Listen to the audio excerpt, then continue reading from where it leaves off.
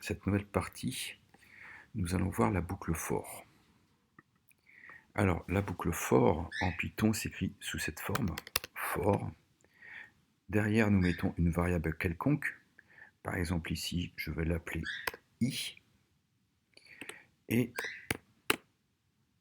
ensuite vient le mot-clé in, donc for i, in, donc pour i, dans. Et derrière, on peut mettre toute une suite de choses. Ce qu'on pourrait appeler une liste qu'on verra en détail plus tard. Par exemple, si je fais ici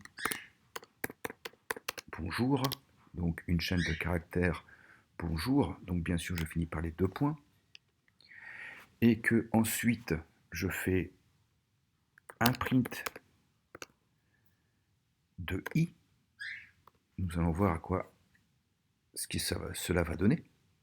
Si j'envoie, si vous regardez un peu ce qui se passe ici en bas, je vais remonter un peu ça ici. Voilà. Vous voyez ici, j'ai écrit bonjour, je passe par une boucle for, donc i va prendre tour à tour la valeur b, puis il viendra prendre pour le deuxième tour la valeur o, puis la valeur n et ainsi de suite. Et donc quand je fais le print,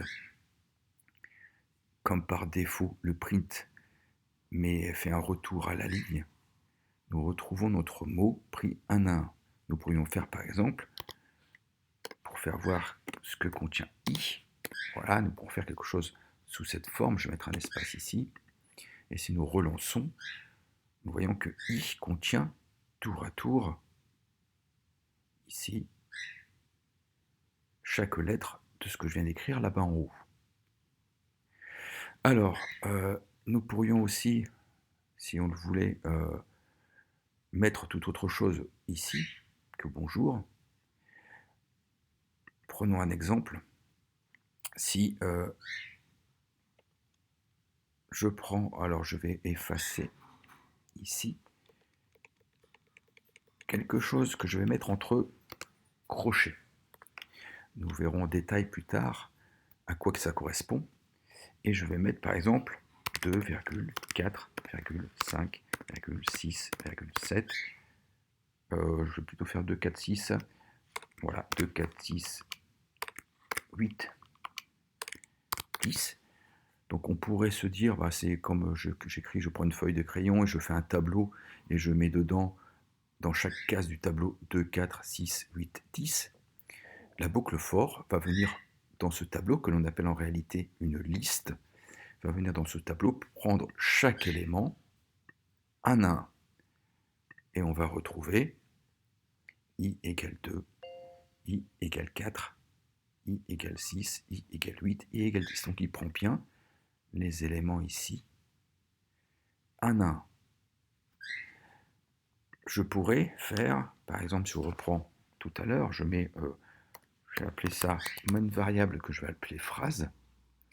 Je vais mettre dedans phrase, je vais mettre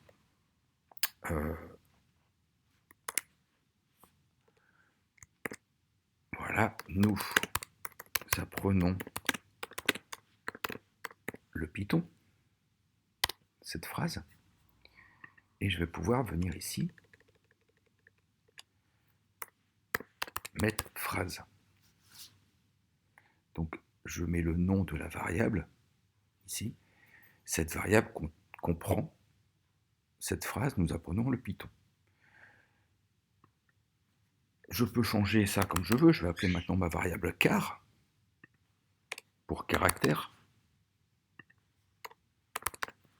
Et si je lance ça, voilà, nous allons avoir char égale n, puis o, puis u, puis s, puis espace ici.